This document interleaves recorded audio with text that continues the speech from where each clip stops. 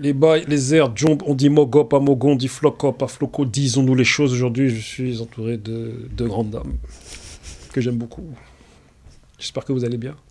On va bien, merci de nous inviter. Tu vas bien? Ça va? Merci. Il faut que tu peux rapprocher le micro, s'il te plaît, de toi. Voilà. Allez, ça commence. Pourtant, toi, t'as l'habitude.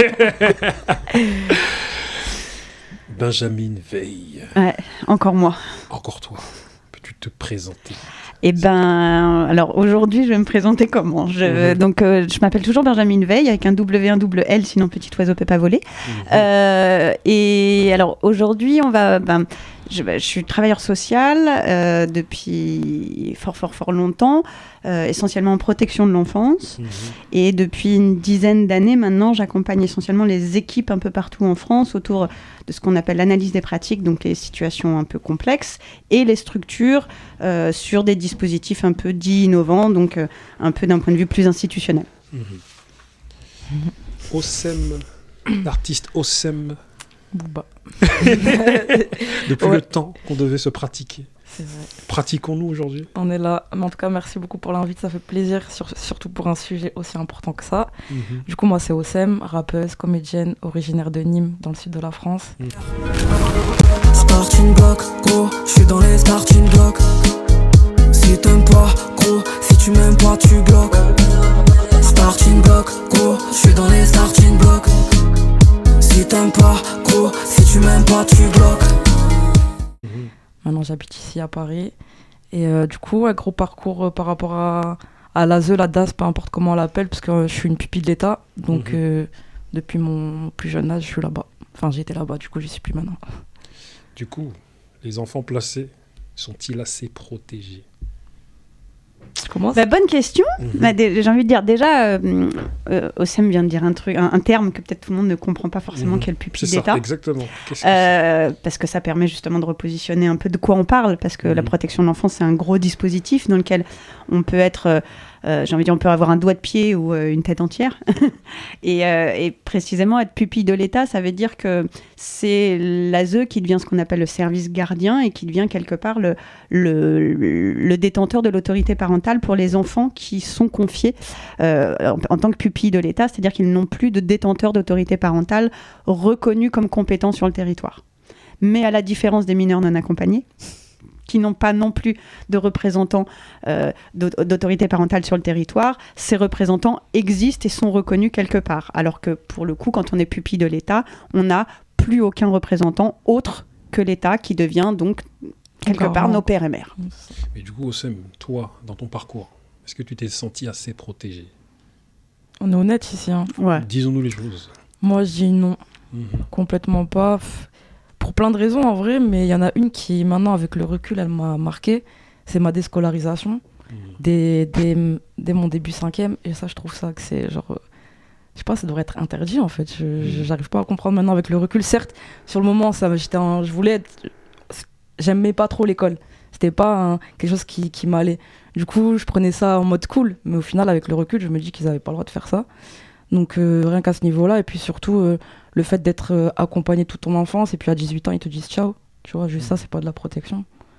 Donc moi, je dis non.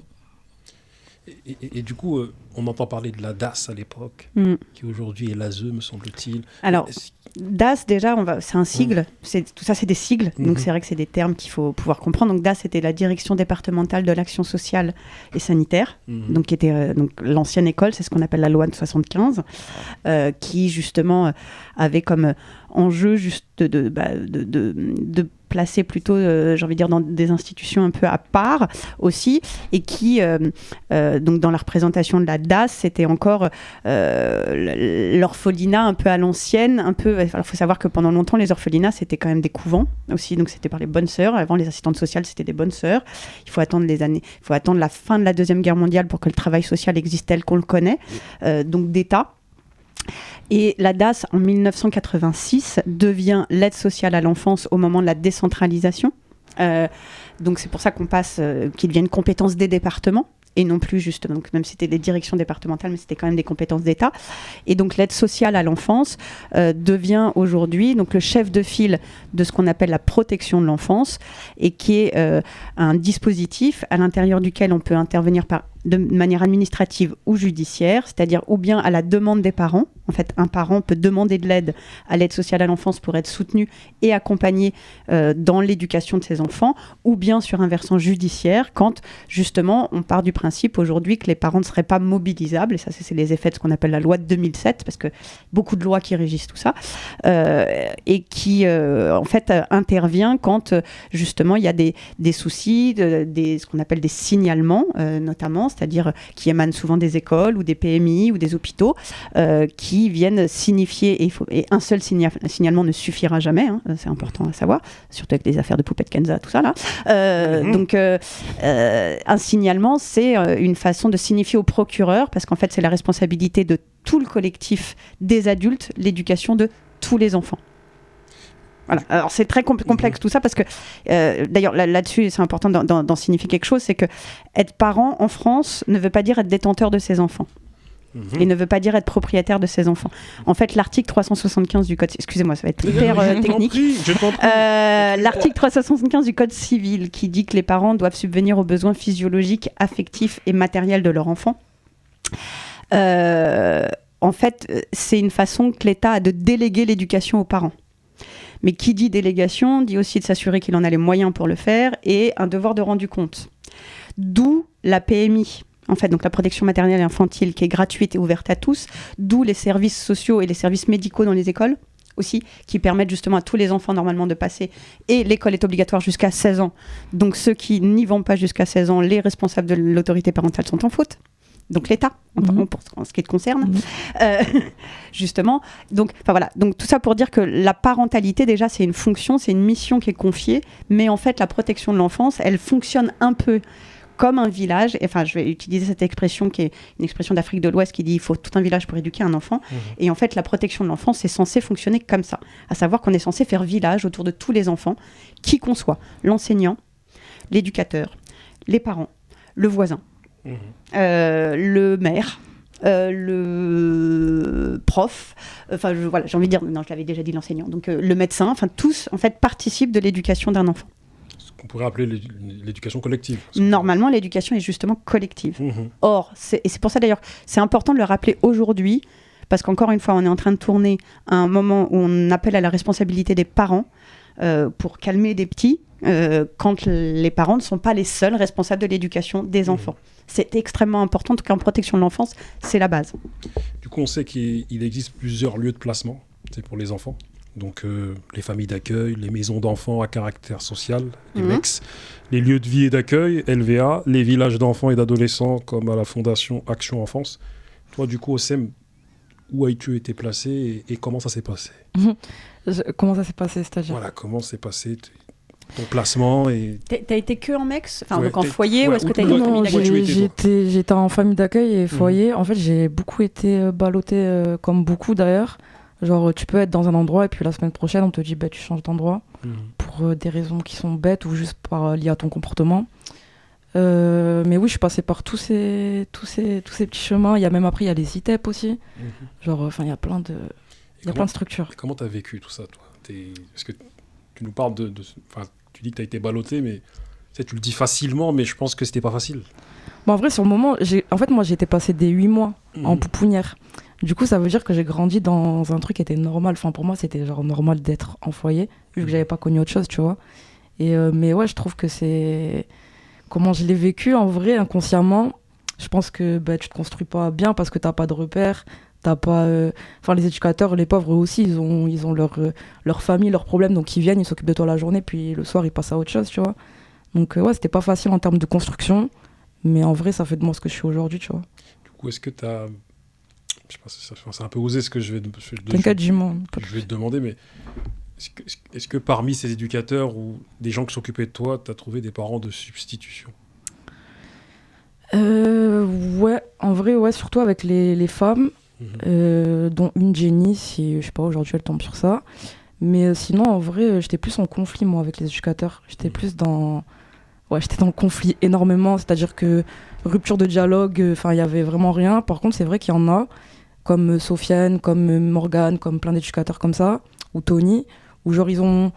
En fait, souvent, ils viennent ils sont issus des mêmes endroits que nous, c'est-à-dire, je sais pas, de banlieue ou ou de l'immigration. Et du coup, ils ont ce truc-là où ils nous comprennent plus, où ils essayent plus de se mettre à notre place, tout en gardant de la distance. Et bizarrement, ces gens-là, on les respecte plus. Et c'est des gens qui vont...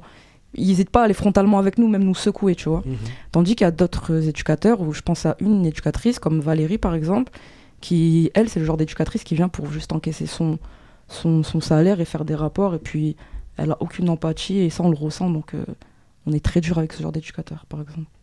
Parce qu'on sait que dans les statistiques, malheureusement, un SDF sur deux sort de l'ASE, enfin sort en tout cas de ces milieux-là. Puis dans les chiffres, oui, 80% des jeunes qui sortent en sortie sèche, comme on dit, c'est-à-dire des sorties sans insertion, sans parcours, j'ai envie de dire sans toi qui prends le relais derrière, quelque part, ou des gens comme toi, ont des parcours de rue importants. Alors après, juste à relativiser par rapport à ça, parce que ça c'est aussi des observations qu'on peut avoir sur le long cours aussi, c'est que parfois il peut y avoir un parcours de rue à 18 ans, mais qui se finit pas forcément à la rue aussi, parce qu'il y a aussi ce moment de la rupture et justement ce que Sam disait bien, c'est que c'est vrai, voilà, il y a beaucoup de départements qui lâchent à 18 ans, il y a encore quelques départements qui font ce qu'on appelle des contrats jeunes majeurs, donc ils vont jusqu'à 21 ans, mais c'est de plus en plus difficile d'y accéder. C'est un truc qu'il faut faire. Voilà.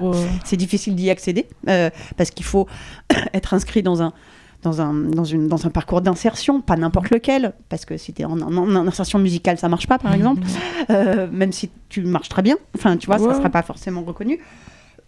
Il faut être inscrit dans un FJT, enfin voilà, faut avoir accepté certaines conditions, mais en tout cas, voilà, il y a quelques fois où c'est possible, mais c'est vrai que c'est un des soucis, c'est qu'on voit bien que, alors que la protection de l'enfance, c'est un enjeu très fort en 45, et c'est important de le rappeler, que c'est l'ordonnance 45 qui va signifier la nécessité, en fait, de protéger les enfants, même délinquants.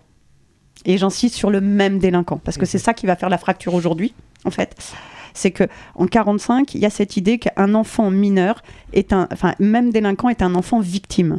Donc on doit toujours le protéger d'abord, parce qu'en fait, c'est nous les adultes qui sommes responsables de sa situation et sociale, économique et, j'ai envie de dire, même psychique. Donc à partir de là, on est responsable de lui, même des délits qu'il pose et même des crimes qu'il pose. Voilà.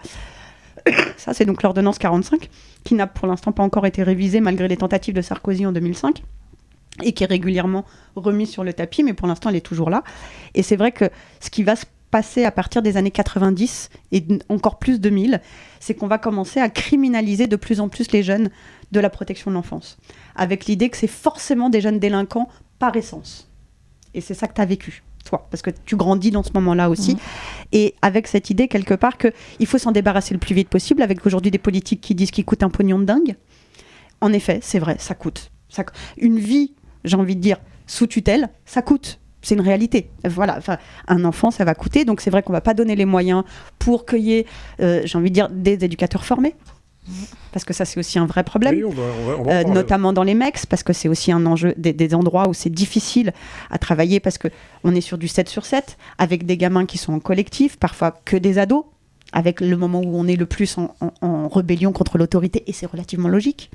Dans une famille lambda, déjà, c'est pas facile. Alors vous imaginez bien dans une MEX, quand vous en avez 15, avec des éducateurs qui ont parfois juste 50 plus.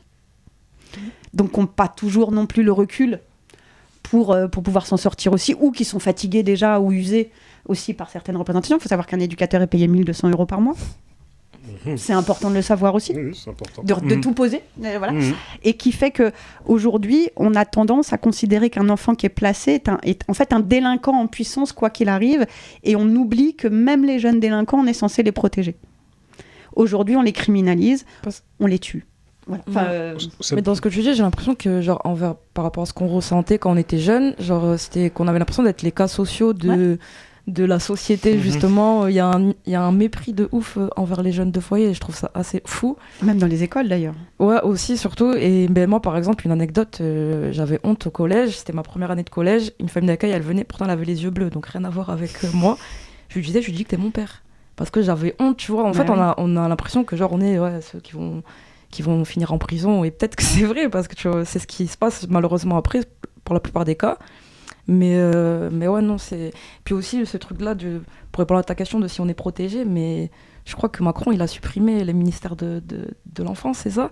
Non ? Donc rien qu'à partir de là... Et de l'action sociale. Et voilà, c'est ouf, tu vois. Mais t'as vraiment ressenti cette sensation de... d'être parmi les enfants les plus en marge de la société, c'est-à-dire les enfants qu'on ne... Parce que c'est l'impression qu'on a, en fait. C'est genre... parce que là, on va parler des dysfonctionnements aussi, tu vois. Mais t'as l'impression vraiment d'avoir été en marge. Genre, nous, on est... des enfants placés, pas à sa place. J'aime bien dire ça. Genre, ouais, carrément. Genre, on est... Que ce soit même à travers... par exemple, moi, il y a un truc, c'est un genre de traumatisme. Je sais qu'au jour d'aujourd'hui, j'achèterai jamais de voiture blanche. Parce qu'en foyer, il n'y a que des voitures blanches. Qui sont floquées avec les... Et il y a des camions et que des jeunes dedans. Et tout le monde nous regarde et tout le monde sait qu'on est des gosses de foyer, tu vois. Et genre, j'ai ce traumatisme qui fait que j'aurai jamais de voiture blanche, tu vois. Alors, ce que dit Oussem, tous les gamins que j'ai entendus en foyer disent tous la même chose là-dessus. C'est extrêmement angoissant pour eux d'être stigmatisés comme l'enfant placé. Et en plus, ce qui est terrible, je vais dire un truc, c'est qu'en plus, quand on parle de MEX, du côté administratif, on parle de place. C'est combien il reste de places. Les enfants ne sont que des places. Les enfants sont placés, c'est des places, et ils ont de place nulle part. Je voudrais juste qu'on... Enfin, tu vois, cette association-là, on n'en parle que comme des places, mais ils n'ont de place nulle part. Mais en plus, on en parle comme des places, et derrière un enfant génère de l'argent. Moi, j'ai une anecdote d'un ami éducateur qui m'avait dit qu'il travaillait dans un CEF, me semble-t-il. Ouais. Et du coup, en fait, à un moment donné, il a fait en sorte qu'un des jeunes... qui s'en sortent, quoi, et qui sortent même du CEF, tu vois, donc il lui a trouvé un travail, enfin, il l'a accompagné pour qu'il trouve un travail, et que le jeune, à un moment donné, s'en aille, tu vois. Le jeune, à un moment donné, est parti. Son responsable lui a dit, qu'est-ce que tu fais, là ? Rappelle-moi ce jeune, parce que, en fait, on touche des subventions à la hauteur d'un certain nombre de jeunes que nous... Oui, alors, sachant que normalement, les subventions sont faites au nombre de places, donc de places disponibles. Et un foyer a un nombre de places, donc un nombre de lits, hein, en fait. Enfin, si je vais être très... Comme en prison, un peu. Exactement. Mais c'est pour ça que, pour le coup... alors, c'est vrai que c'est peut-être lié éventuellement à la mission du CEF, donc Centre éducatif fermé, qui est en fait l'alternative à la prison pour les mineurs, normalement, et qui n'est pas encore le PPJM. Enfin, mais bon, on est quand même sur... donc on est sur du 365 jours par an, mais... J'ai envie de dire que ce directeur se rassure, la place sera prise par quelqu'un d'autre, en fait, normalement. Après, je ne sais pas si c'était un CEF ou un CER. Alors, c'est là où peut-être. Le CER, c'est des sessions de 6 mois. En fait, c'est la version juste avant le CEF. C'est des sessions de 6 mois quand on n'est pas encore sur de la récidive grave. Là, on est déjà dans du judiciaire et donc dans du pénitentiaire, du pénal, là-dessus. Mais... En effet, dans les CER, c'est des sessions de 6 mois et il faut en effet qu'il y ait tant de gamins et à la fin des 6 mois, en fait, ils partent. Parce que là, pour le coup... mais c'est vrai qu'il faut bien penser que chaque place coûte... En fait, mais alors, elle coûte au département, c'est nos impôts qui la payent. C'est pas les privés, déjà, et c'est pas... Voilà. Mais donc, chaque place va coûter, mais il y a tellement de jeunes en attente et il y a tellement de jeunes qui attendent que normalement, les places sont chères là-dessus. Mais c'est vrai qu'il y a des enjeux financiers, mais là, il faut faire aussi un petit peu attention parce qu'il y a aussi un peu de fantasme autour de ça. C'est-à-dire que pour le coup, les éducateurs et même les associations ne se font pas d'argent sur le dos des jeunes. C'est que des subventions publiques. Par contre, il peut y avoir des économies de fait sur les postes non remplacés. Vous voyez, c'est plus à cet endroit-là. Vous voyez, et en effet, beaucoup d'associations vont aujourd'hui, pour pouvoir survivre, parce qu'elles sont aussi dans des grandes difficultés financières, accepter des marchés et donc des missions plus ou moins éthiques pour certaines. Comme par exemple, je vais donner un exemple, autour de l'accueil des mineurs non accompagnés, les prix de journée sont extrêmement bas. C'est-à-dire que c'est x2 par rapport aux jeunes protection de l'enfance classique. Et donc, vous allez avoir certaines assos qui acceptent de faire ce qu'on appelle de l'accompagnement dégradé. Ça, c'est une réalité. Parce qu'il n'y a pas assez d'argent pour faire mieux. Bon. Certaines disent non, certaines disent oui. Voilà. Il va y avoir des grosses associations type SOS ou Aurore, en fait, qui sont des très grosses associations qui bouffent toutes les autres. Et qui donc ont après des façons de fonctionner où on n'est pas sur du réel et on n'est pas sur de la relation humaine. Bon, voilà. Ça, c'est des choses qui existent. Mais il faut aussi faire attention parce qu'il y a aussi beaucoup de représentations comme quoi ça serait un marché, alors qu'en fait, il n'y a pas d'argent au sens de bénéfices possibles, étant donné qu'en plus, c'est des associations à la loi 1901, donc qui sont regardées quand même dans leur trésorerie, avec des CA derrière, avec des fonctionnements associatifs, en fait, et qui ne sont pas de l'entreprise privée, quand même. Après, vraiment, le but de la manœuvre de cette émission, c'est vraiment pas de dévaloriser cette statistiques. Je reprécise. Voilà, et c'est vraiment... Et ses composantes, tu vois, c'est-à-dire les êtres humains qui la constituent, mais on va essayer d'en relever les bienfaits, tu vois, mais aussi les dysfonctionnements, tu vois. Et aussi les dysfonctionnements. Est-ce que toi, ça t'a été bénéfique, le fait d'être d'être prise en charge par cette institution qui est... Bénéfique, je sais pas, mais je sais qu'au jour d'aujourd'hui, le fait d'avoir parce que quand t'es en foyer, tu côtoies beaucoup de jeunes, de différents horizons chacun, différentes mentalités, différents goûts, etc. Donc ça m'a permis d'être très ouverte et très sociable, ça c'est clair et net. C'est en partie grâce à ça, je pense pas que c'est un trait de caractère de base chez moi. Et donc à ce niveau-là, oui. Après, franchement, j'ai beaucoup de souvenirs que du négatif, moi, des foyers. C'était beaucoup de violence, beaucoup de mépris, beaucoup de... Je sais pas, on a un chiffre pour eux, genre il y a des gens qui prennent des décisions pour nous, ils nous ont jamais vus, genre un juge des enfants, un éducateur de l'ASE, parce qu'il y a les éducateurs qui sont sur le terrain, mais il y a les éducateurs de l'ASE qui sont dans les bureaux, et qui eux, juste pour un simple rapport, peut décider de ta vie, tu vois. Donc, enfin, je sais pas. C'est une vraie violence, et tu fais bien de le dire comme puis ça, parce que c'est une vraie violence. Hein. J'étais dans un foyer, pour pas le citer, c'est le Figaré à Saint-Hippolyte-du-Fort qui a fermé à cette heure-ci. Et c'était un foyer très violent où, par exemple, j'étais la seule fille, tu vois. Donc, je peux te dire que j'ai dû me battre tous les jours parce que je peux te dire que sinon, il me serait arrivé des choses pas normales. Et aussi, genre, un éducateur, genre, la semaine, on était tous là. Le week-end, t'as des enfants qui rentraient chez eux et d'autres qui restaient. Moi, je faisais partie des enfants qui restaient. Un éducateur, il se tapait des kiffs à nous faire des combats. Parce que du coup, le week-end, il n'y a pas de chef, il n'y a pas de directrice, etc. Il nous faisait faire des combats. Des combats, genre se battre entre nous en cercle, allez battez-vous, tape-lui dans les côtes. Je me rappellerai toute ma vie de ces phrases, tu vois. Genre moi j'ai que ça comme souvenir. Donc c'était beaucoup de fugues, moi je fuguais énormément et c'est pour ça aussi qu'ils me viraient, parce que je me mettais trop en danger pour eux. Moi dès 8 ans je fuguais dans les rues, vraiment ils se disaient mais tu vas où à 8 ans? Je revenais, j'étais quand même consciente et du coup vu que je me mettais archi en danger, ils avaient peur pour moi, du coup ils me changeaient beaucoup d'endroits, tu vois. Donc moi c'était que ça. Du coup, mettons les pieds dans le plat, les dysfonctionnements, tu vois. Et je sais que, on a tous vu des reportages sur les chaînes hertziennes qui faisaient, qui faisaient état de... Qui aiment bien les dysfonctionnements de l'ASE, on va dire. Ouais, voilà. mais en tout cas, voilà, c'est qui reflétait en tout cas ce qui se passait et du coup, ces reportages qui ont engendré aussi des fermetures aussi de certaines associations, me semble-t-il, hein, tu vois, d'après ce que j'ai cru comprendre. Et du coup, via ces dysfonctionnements, on se rend compte aussi que le métier d'éducateur, pour travailler à l'ASE, en tout cas dans ces domaines-là, c'est un métier sous tension. C'est-à-dire que moi, je connais plein de gens qui, à un moment donné, n'ont pas forcément de diplôme et travaillent.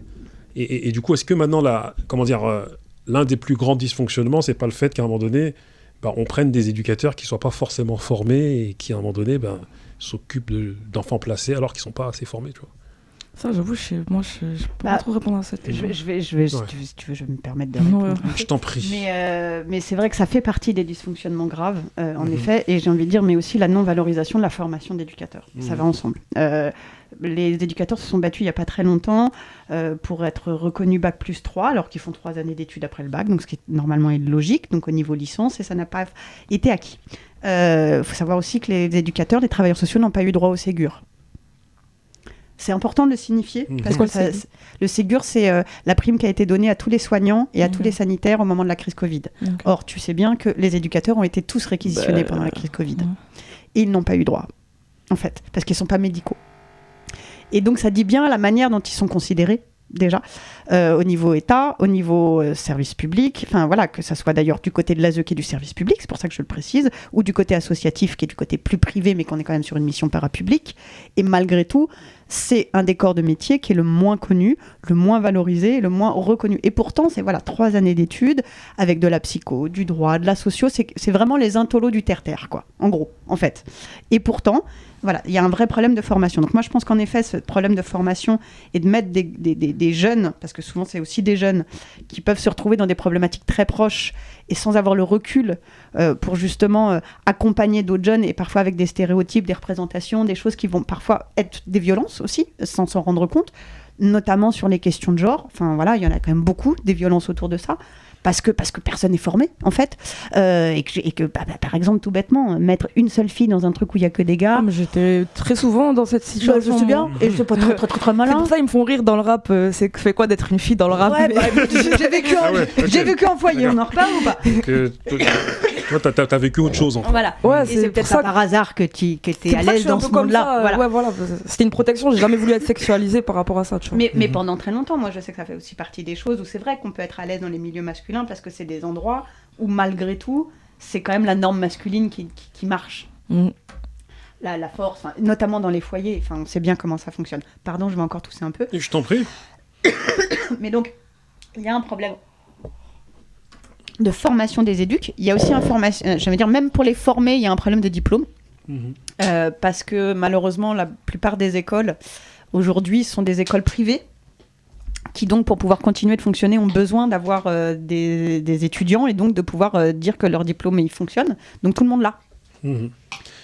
Ça aussi, c'est problématique. Vous voyez, par exemple, en fait, de la même manière que le BAFA. Vous voyez, c'est problématique. Quand un peu comme les policiers qui maintenant ont besoin de 8 au lieu de 10 à leur note. Exactement, voilà. Tout ça fait qu'on baisse un peu le niveau, j'ai envie de dire, des attentes, des exigences, et ça amène aussi à ce que finalement les gamins voient en fait la réalité, c'est-à-dire que, et ça c'est les gamins qui nous en parlent, qui voient que les éducs font un turnover total, que dès qu'ils peuvent ils vont faire autre chose, qu'ils en ont plus rien à foutre d'eux, qu'ils sont là pour prendre la thune parce que finalement trouver du travail aujourd'hui c'est compliqué, donc, et qu'ils n'en ont pas vraiment à faire d'eux. Là, ce que tu racontes, malheureusement, je l'ai vu dans d'autres foyers aussi, sur les week-ends, les machins, donc en fait, de l'utilisation, parfois même pour les réseaux sociaux, j'ai même vu de la prostitution par des éducs de jeunes filles et de jeunes garçons, parce qu'il n'y a pas que les filles qui se prostituent. Voilà, des choses qui peuvent être vraiment gravissimes. J'ai vu du business, de shit organisé au sein des mecs par les éducs. Tout ça, c'est des choses qui malheureusement arrivent par manque d'encadrement, par manque de soutien, par manque de formation, de compréhension des enjeux et par mépris des jeunes. Mais moi, j'ai vraiment la forte impression qu'il y a un problème dans certains métiers du social. Animateur, éducateur de rue et éducateur en milieu fermé. Tu vois, et c'est pour ça que à la rentrée, il y a des thèmes qui vont arriver On va se revoir, pour ces 3 métiers, ça va être les éducateurs de rue doivent-ils disparaître, les animateurs de quartier doivent-ils disparaître. Et voilà, je vais inviter des gens à venir à ce qu'on débatte parce qu'il y a un problème aujourd'hui, tu vois. Et vite fait, quelques chiffres. On se rend compte que des jeunes qui, à un moment donné, sortent de l'ASE, ils sont trop peu à faire des études supérieures, à la hauteur de 6% d'après les chiffres. On se rend compte aussi qu'il y a plus de 300 000 mineurs qui font l'objet d'une protection de l'enfance, dont 170 000 placés dans les foyers. Mais ça dit bien qu'ils ne le sont pas tous. Certains restent à domicile avec des mesures. Et il y a environ 40 000 familles d'accueil qui accueillent 76 000 enfants. Et du coup, tout à l'heure, je parlais du chiffre comme quoi... le FDF. Voilà, un jeune sur... il y a un jeune sur 4, me semble-t-il, ou un jeune sur 2 qui sort de l'ASE, fini SDF. Toi, comment tu l'expliques ? C'est quoi ? Il n'y a pas de suivi ? Il n'y a pas un bon suivi, ou il n'y a pas de suivi, il n'y a pas assez de suivi lorsque... Clairement, moi, je dirais il n'y a pas de suivi. J'ai trop vu d'exemples. Moi, la première, 18 ans, c'est ciao, ciao. Il n'y a rien. Et il y en a même, pas pour mon cas, mais des filles où à 17 ans et demi, ils les mettent dans des hôtels.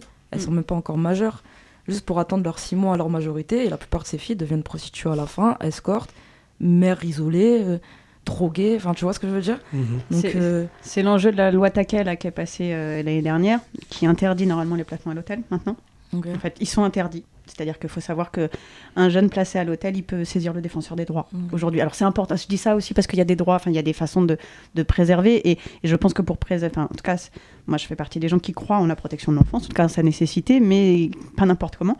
Et la défenseur des droits fait partie des endroits où justement, quand on est bafoué dans ses droits, même en tant qu'enfant placé, il y a des espaces et des recours. Sauf que normalement, justement, tout l'enjeu, c'est un gros travail de formation. Moi, je sectionne beaucoup la France pour des structures, pour les accompagner là-dessus, sur comment mettre en place ce qu'on appelle le service de suite, qui est une obligation légale, normalement.